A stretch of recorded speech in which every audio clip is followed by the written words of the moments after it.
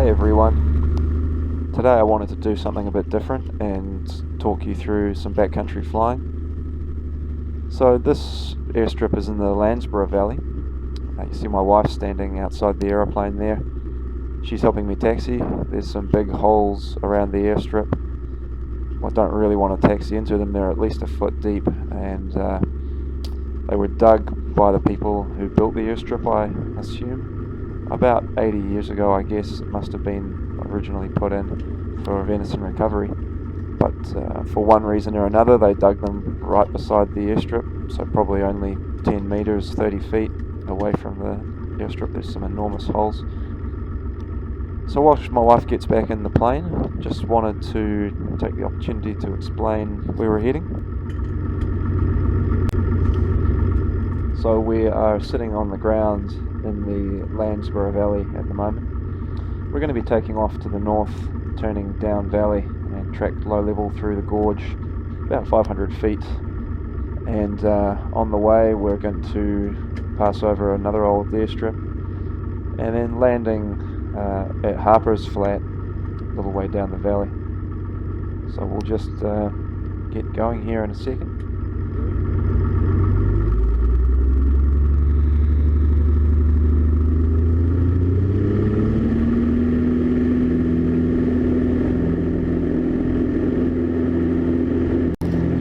So the airstrip here is about 300 meters long. As you can see, the Bearhawk didn't need much more than 100 meters of that, about 300 feet for you in America. With the conditions today, it's a little hazy, sorry. The picture's not the best, but it does mean I don't really need my neutral density filter for the propeller. The Landsborough Valley is a pretty special place for me. My family's grown up in the area here for a couple of generations now, and a lot of aviation in this particular area as well. You'll see a small flat just disappearing underneath the cowling to the left there, and there used to be an airstrip there. There's some white rocks that mark it. I don't think it's been used in a long time. It's probably only 180 meters or about 200 feet long, with trees at the other end. I suspect it was used for venison recovery, much like the other airstrips in the area once upon a time. So we've got a ways to travel through the gorge here, and I don't want you guys to get bored, so we're just going to speed up the video in a second.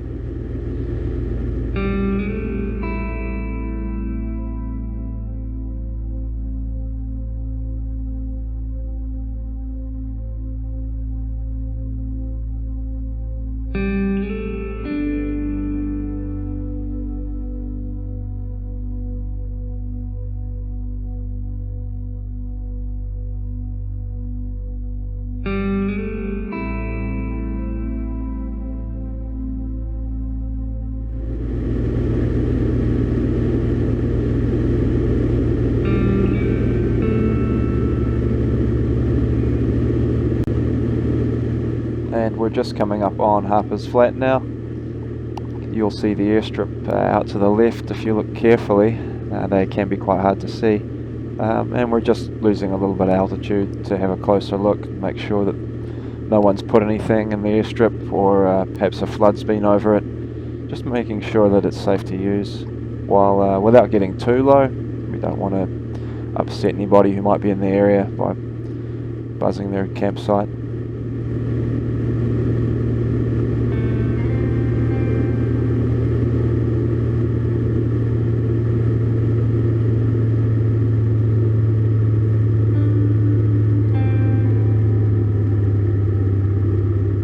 And we're just gradually pulling the power back now. I opened the cowl flaps a couple of minutes ago up in the gorge, so we can just close the throttle, wash off airspeed, lower a bit of flap, and turn on to a close, low-level final to land straight in. It is a one-way airstrip, so we will be committed once we get below 200 feet, or perhaps a little less than that in the Bearhawk, but you want to allow a generous safety margin. We've already assessed the wind on the way down the valley. should have very little wind on the ground there at the moment.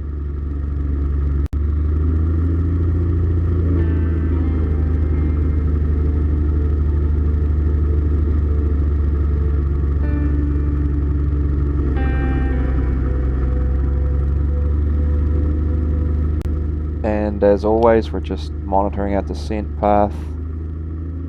Small adjustments in power to maintain the profile and just keeping that stabilized approach with the nose attitude nice and steady. I've got the stall warning in my ears the whole way in. Angle of attack makes it really easy, and you can just see that threshold coming up now.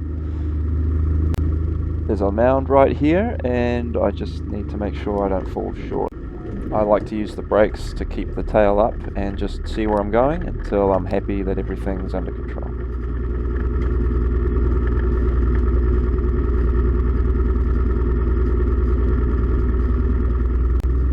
You can see we've only used about a third of the whole airstrip, so about 100 meters or 300 feet to land. I didn't brake particularly hard, there's really no need to. It's a very capable aircraft.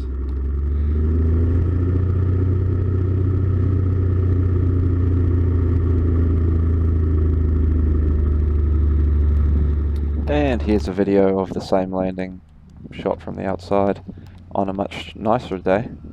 In this case I'm braking pretty hard, and you can see just as I landed there's a little kick on the tail wheel as it just touches that mound or short of the threshold.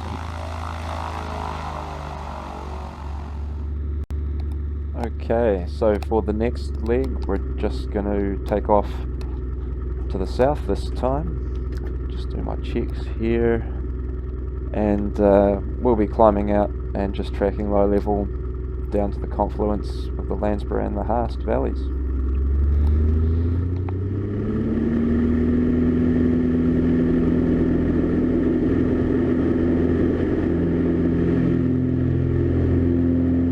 And there we are, off the ground quickly and climbing out, just building airspeed.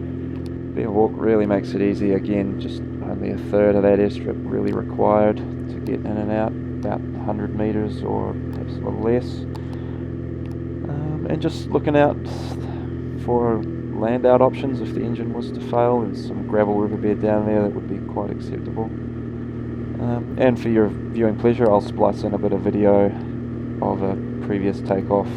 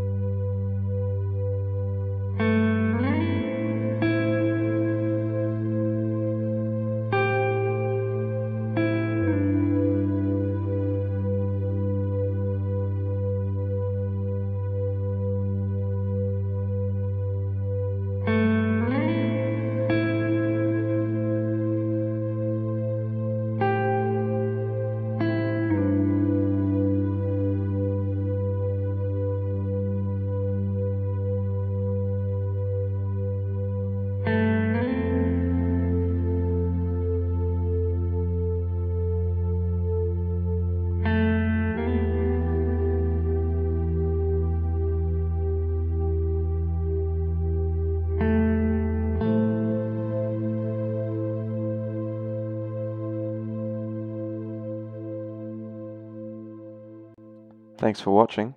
I hope you liked it. If you did, let me know. I'll make another.